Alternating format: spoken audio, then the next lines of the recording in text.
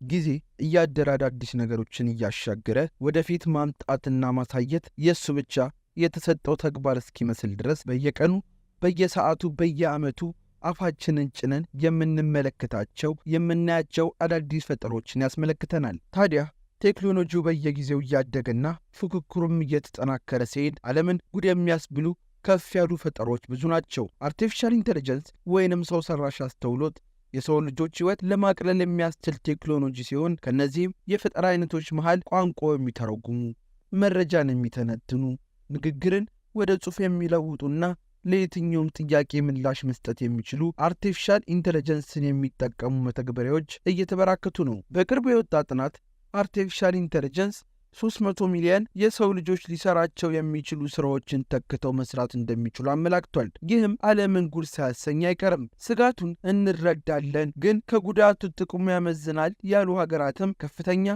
መዋለ ንዋይ በማፍሰስ በዘርፉ ላይ እየሰሩ ይገኛሉ። ከዚህም በተጨማሪ በአርቲፊሻል ኢንተለጀንስ ተሰራች የተባለችው ቁርጥ የሰው ልጅ የምትመስሏ ፈጠራ ናት። ይቺ አዲስ ፈጠራ ከሰዎች ጋር መግባባት እንድትችል ተደርጋ ተሰጥታለች የተባለ ሲሆን የሰዎች አካላዊ እንቅስቃሴና የቃላት ልውውጥን መሰረት በማድረግ ምላሽ ትሰጣለችም ተብሏል። የቤጂንግ አጠቃላይ አርቲፊሻል ኢንተለጀንስ ኢንስቲትዩት በቀጣይ ተጨማሪ ማሻሻያዎችን በማድረግ ቀስ በቀስ ሌሎች ፈጠራዎችን ይፋ እንደሚያደርግ ጭምጭምታ ብቻ ሳይሆን በፍጥነት እየሰራች እያሳየችም ትገኛለች። ለዓለማችን ስጋት ሆኗል የተባለው አርቲፊሻል ኢንተለጀንስ ጥብቅ ቁጥጥር ካልተደረገበት ለሰው ልጆች መጥፋት ምክንያት ሊሆን እንደሚችል ተመራማሪዎች በተደጋጋሚ ማስጠንቀቃቸው ይታወሳል። ለዚህም ማሳያ የሆነው ታዲያ ቁርጥ ሕፃንን ልጅ በአርቲፊሻል ኢንተለጀንስ ተሰርታ ለእይታ ስትበቃ ወገን ወዴት እየሄድን ነው ሳያስብል የቀረ አይመስልም። በቤጂንግ አርቲፊሻል ኢንተለጀንስ ኢንስቲትዩት የተሰራችው ይህች አዲስ ፈጠራ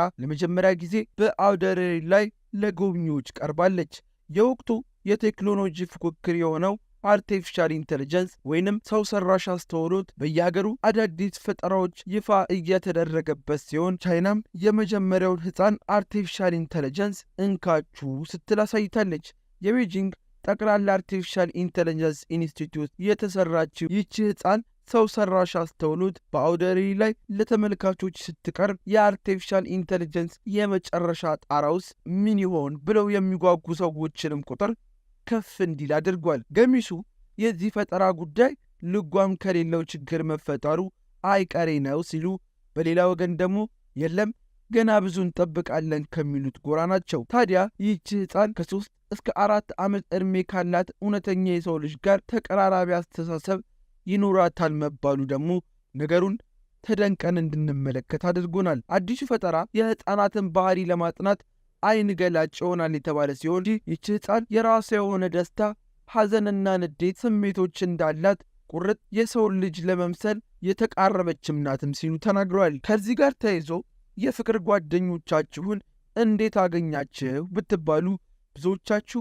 አጋጣሚና የየቀን ልምድ ላይ የተመሰረተ አሊያም ቤተሰብ አሽቶላችሁ ይሆናል አይሆንም የሚለው በደንብ ከተለየ በኋላ ትዳርና ቤተሰብ የመሰረተ ብዙ ነው።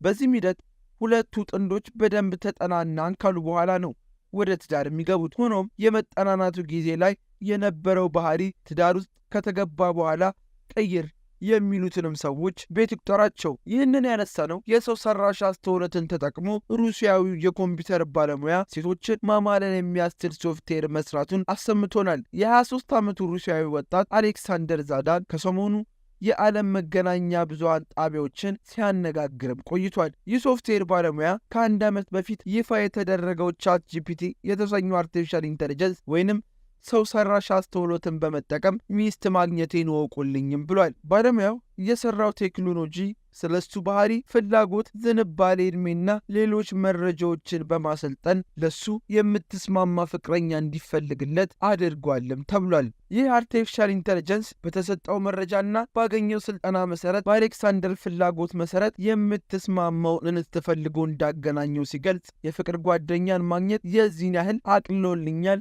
ለሌሎችም ይተርፋል ይላል። ይህ ቻትቦት 5239 እንስቶችን ለአሌክሳንደር አገናኝቶታል የተባለ ሲሆን ከነዚህ ውስጥ ካሪና ኢምራቫን የተሰኘች እንስት ካገናኘው በኋላ አስደሳች የፍቅር ጊዜያትን በማሳለፍ ላይ ይገኛል። ቻትጂፒቲን ተጠቅሞ ባዘጋጀው የቻት ቦት አማካኝነት ቴክኖሎጂው በራሱ ከሴቶች ጋር መልእክቶችን ከተለዋወጠ በኋላ ምርጥና ፍቅረኛ ሊሆኑ የሚችሉ 160 ሴቶችን ከመረጠለት በኋላ አሌክሳንደር 12ቱን በአካል እንዳገኛቸውም ጭምር ተናግሯል። አሌክሳንደር ዛዳን በመጨረሻም ከ12ቱ ውጭ ፍቅረኞች ውስጥ ካሪና ኢምራቫን እንደመረጠም ገልጿል። ግለሰቡ አሁን ላይ ለፍቅረኛው ካሪና የታገቢኛለች ጥያቄ አቅርቦ ተቀባይነትን ማግኘቱን ተከትሎ የጫጉራ ሽርሽር ጊዜያቸውን በሆንግ ኮንግ እና ማካው በማሳለፍ ላይ መሆናቸው ደግሞ የዚህ የሰው ሰራሽ አስተውሎት ዓለምን ጉድ ያስባሉ ፈጠራዎች ውጤት ናቸውም ተብሏል። እነዚህ አነጋጋሪ ፍቅረኞችም የፊታችን ነሐሴ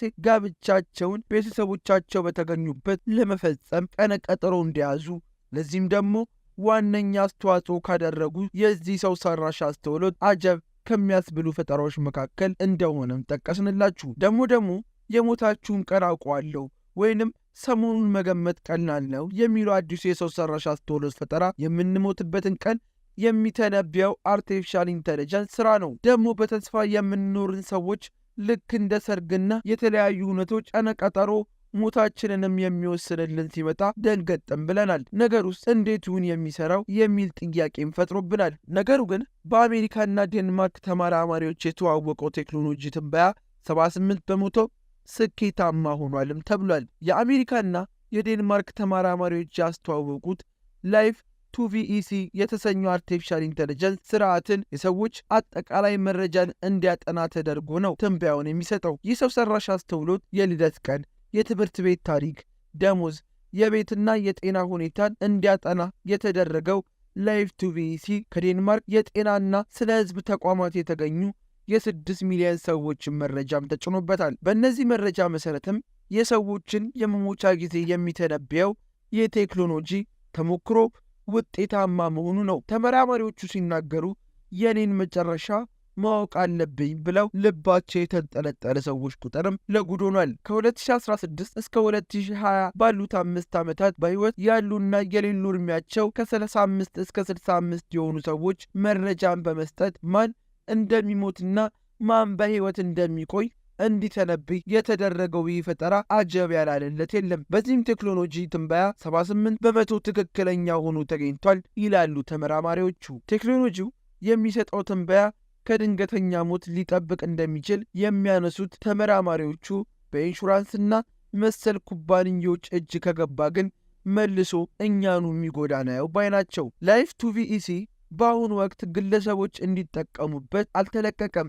ይሁን እንጂ በርካታ የቴክኖሎጂ ኩባንያዎች መሰል የአርቲፊሻል ኢንተለጀንስን ወደ ሥራ ለማስገባት ጥረት በማድረግ ላይ እንደሚገኙም ሰምተናል። ታዲያ በዛሬው ፕሮግራማችን ቴክኖሎጂ ከውልደት እስከ ሞት ያሉትን ተፈጥሯዊ ሂደቶችን የሚተካ ፈጠራዎችን ሲያመጣ ከነዚህ ፈጠራ መሃል ያስገረመንን የሰው ሰራሽ አስተውሎት ፈጠራዎች ዘይገረም ትሉበት ዘንድ እንደዚህ ያቀረብንላችሁ